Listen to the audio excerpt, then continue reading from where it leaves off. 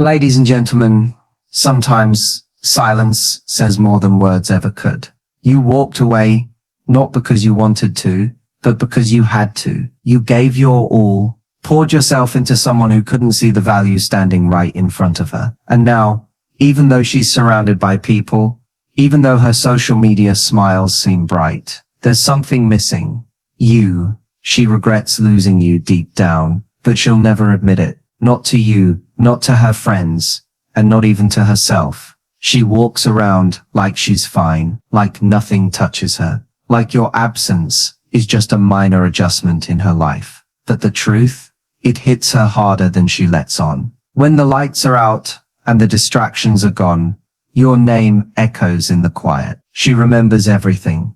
The little things, the way you laughed, the way you looked at her like she was the only one in the room, the way you showed up without her asking. Again and again, she scrolls through old photos when no one's watching, fingers hovering over the delete button but never quite pressing it. Those memories still live rent-free in her mind, no matter how hard she tries to act like they don't matter. She told herself you were replaceable, that someone else would come along and give her more, but that was ego talking, not her heart, because deep down, she knows you were rare, someone who actually saw her, listened to her, fought for her even when she didn't know how to fight for herself. There are moments she catches herself almost dialing your number. She types out long messages she never sends. Apologies, explanations, excuses, all sitting in her drafts. And even though she talks to others now, none of them get through to her the way you did. There's always a comparison, a silent measuring stick that no one else seems to meet. She laughs, she flirts, she posts happy selfies,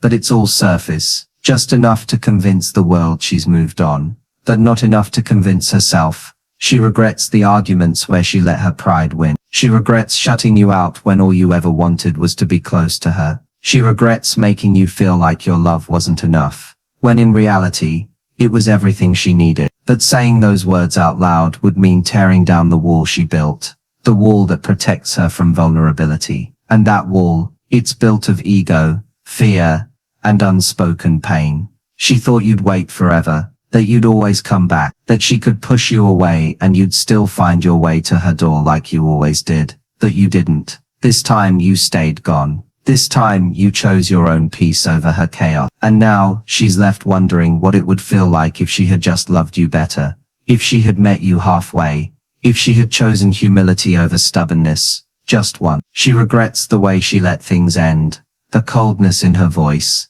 the silence that stretched too long, the chances she never took to make it right. But the thing about regret is, it grows in the spaces left empty, in the late night hours, in the quiet mornings, in the gaps between conversation. And it grows louder each time she sees someone who reminds her of you, not because they look the same, but because they don't make her feel the same. Her regret is real, but she'll mask it with indifference, with a shrug, with the phrase, it just didn't work out. But those words are deep inside. She knows losing you wasn't just losing a relationship. It was losing a future, a friendship, a sense of safety. And even if she never says it, she lives with it. Every day, quietly, regretfully.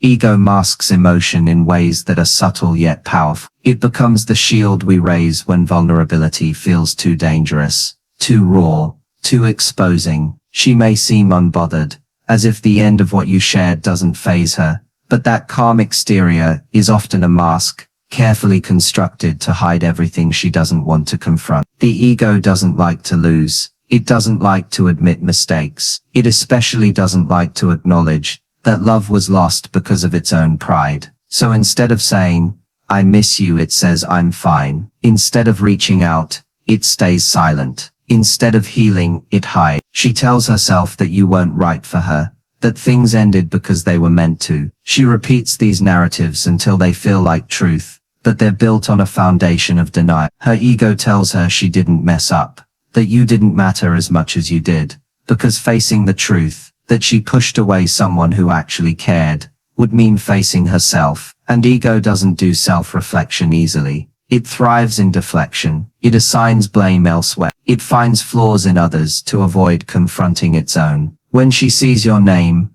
when a memory catches her off guard, her first instinct isn't to feel, it's to resist, to shut down the surge of emotion, to distract herself, to move quickly past the moment. That's ego at work. Not because the emotions aren't there, but because they are, and they're strong. The stronger the feeling, the harder the ego works to bury it. She might make sarcastic comments about you or act indifferent. If someone brings up your name, that's not honesty, that's armor. Emotion wants to speak. It wants to say, I miss him, or I messed up, or I wish I had handled that differently. But ego steps in, loud and dominant, saying you don't need him, or he wasn't good enough, or you're better off. It convinces her that feeling anything is weakness, that to care is to lose. So she chooses pride over peace. She chooses silence over softness, and she calls it strength, when in truth it's fear. Ego is terrified of being wrong. It dreads vulnerability, because vulnerability means exposure, and exposure means being seen, not the curated version of ourselves, but the raw, imperfect reality. She's afraid of how much it would hurt to admit that you were the one person who saw her for who she truly was and loved her anyway. And now that you're gone, the void that remains is filled with just enough ego to keep her from reaching out, but not enough to make her forget. She convinces herself that time will heal it all, that the ache will fade, and it might. But until she lowers her guard, until she lets herself feel without the interference of pride, the healing will be slow and incomplete. She'll date others, talk to friends, stay busy, all while carrying the weight of unspoken emotion. The words she never said, the apology she never gave, the love she never let herself fully express, they stay with her. Ego may mask emotion, but it doesn't erase it. It only delays it, distorts it, forces it into shadow. And no matter how much she tries to pretend she's over it, the emotion will find its way through, in quiet moments, in dreams, in a song on the radio. Because what's buried doesn't disappear, it waits, it lingers. And one day, when the ego grows tired of pretending, the emotion will rise to the surface, demanding to be felt. You were all in from the very beginning. You showed up with your whole heart, ready to give everything you had, without holding back. Every conversation, every moment, every effort, was genuine and filled with intention. You believed in what you shared, in the possibility of us, and you acted on it. But she wasn't in the same place. She dipped her toes in, hesitated on the edge, unsure or unwilling to fully commit. While you were building bridges, she was quietly dismantling them, piece by piece, sometimes without even realizing it. Your readiness to dive deep wasn't met with equal fervor, and that imbalance shaped everything. You made plans, dreamed aloud, and reached out when she was distant. You showed patience when she pulled away, forgiveness when she stumbled, and hope when she seemed lost. Your dedication was consistent, steady and true. You didn't just say the words, you lived them. But she wasn't matching your pace. Her hesitation wasn't always about you. Sometimes it was about her own fears, doubts, or unresolved past. Sometimes it was about a reluctance to be vulnerable, or a fear of losing control. Whatever the reason,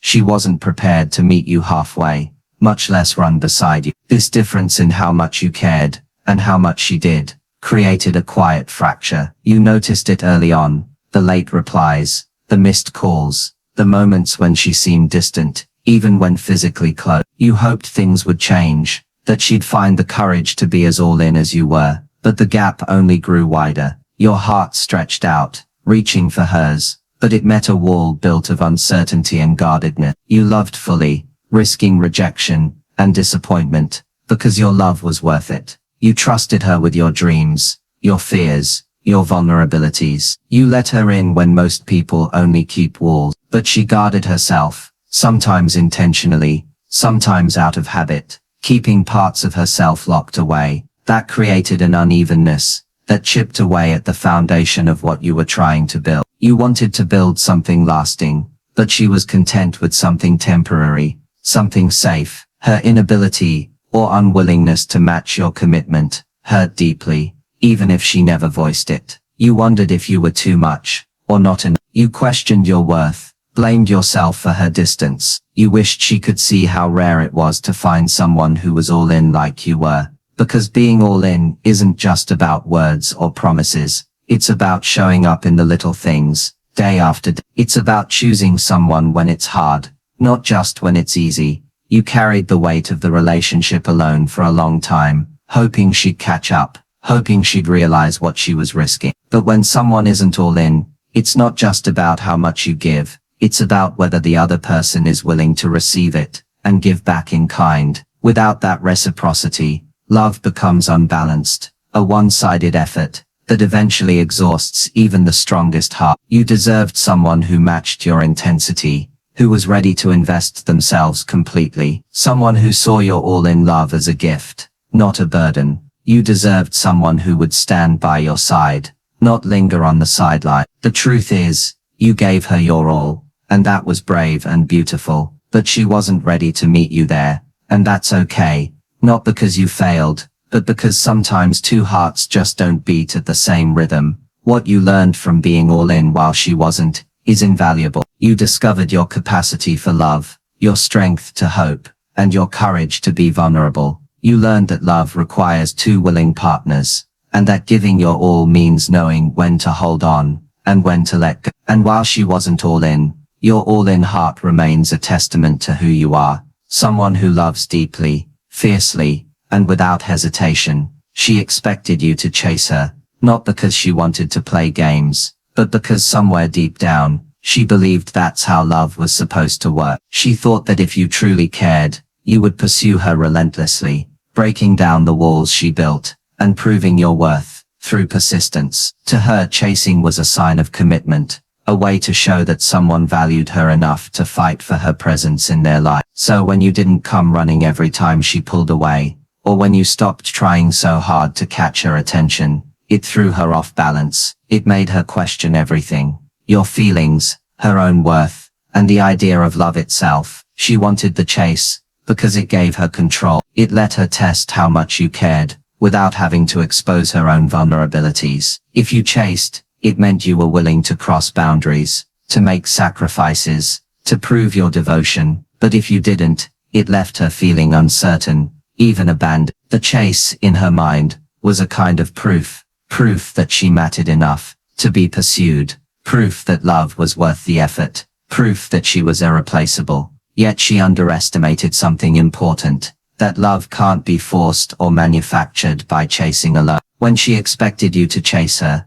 she failed to see that love is a two-way street, requiring balance and mutual willingness. Your love wasn't about a game or a test. It was about genuine connection, respect, and understanding. But her expectations kept putting the power solely in her hands, leaving you to carry the weight of the relationship. She thought you'd keep coming back no matter what, that your love was endless and unconditional, in a way that required no effort on her part, beyond being chased. Over time you stopped chasing, not because you stopped caring, but because you realized that love without reciprocity isn't sustainable. You saw that your efforts weren't met with the same eagerness, that the pursuit was becoming a one-sided race. You began to understand that true love involves both hearts running toward each other, not one heart constantly chasing the other. When she expected you to chase her endlessly, she didn't realize she was pushing you further away. The more she pulled, expecting you to follow,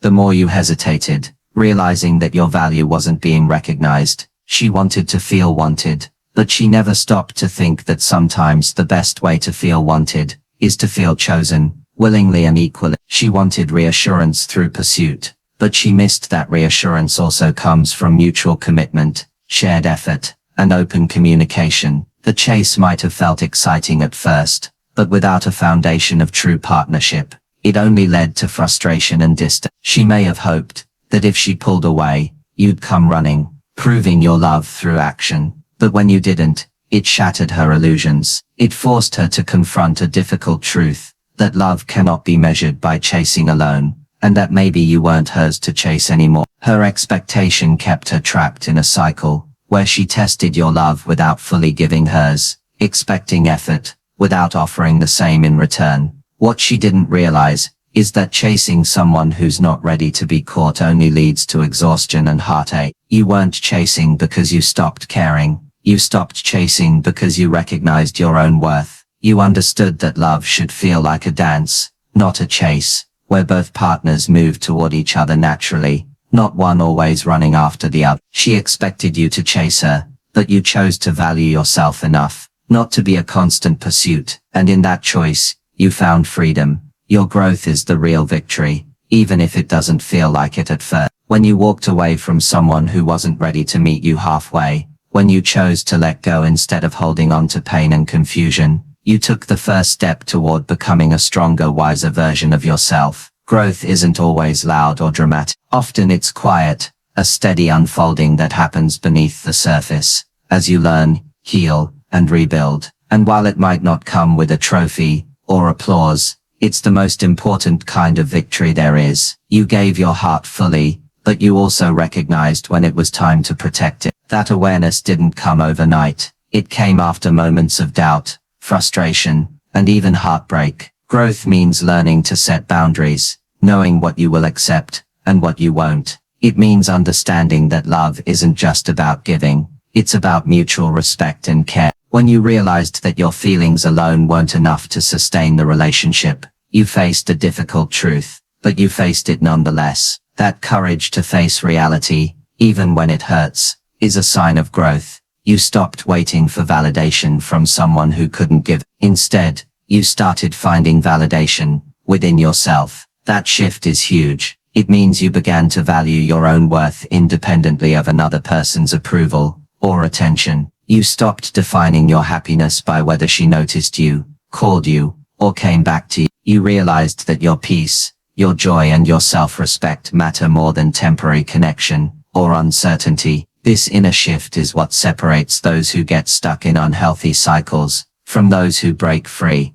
Growth also means forgiving yourself. You may have blamed yourself for the end, replayed the mistakes, or wished you had done things differently, but real growth comes when you stop punishing yourself and start learning from the experience. You recognize that relationships are complex, that both people play a part, and that sometimes love simply isn't enough to fix what's broken. You let go of guilt and regret, not because you forget what happened, but because you choose to move forward with compassion for yourself. Another important part of your growth is how you handle your emotions. Instead of suppressing your feelings or pretending everything is fine, you allow yourself to feel the sadness, the anger, the disappointment. You understand that healing isn't about erasing pain, but about sitting with it and letting it transform you. You learn to express your emotions healthily, whether by talking to trusted friends, writing your thoughts down, or simply giving yourself permission to cry. This emotional honesty is a powerful tool for growth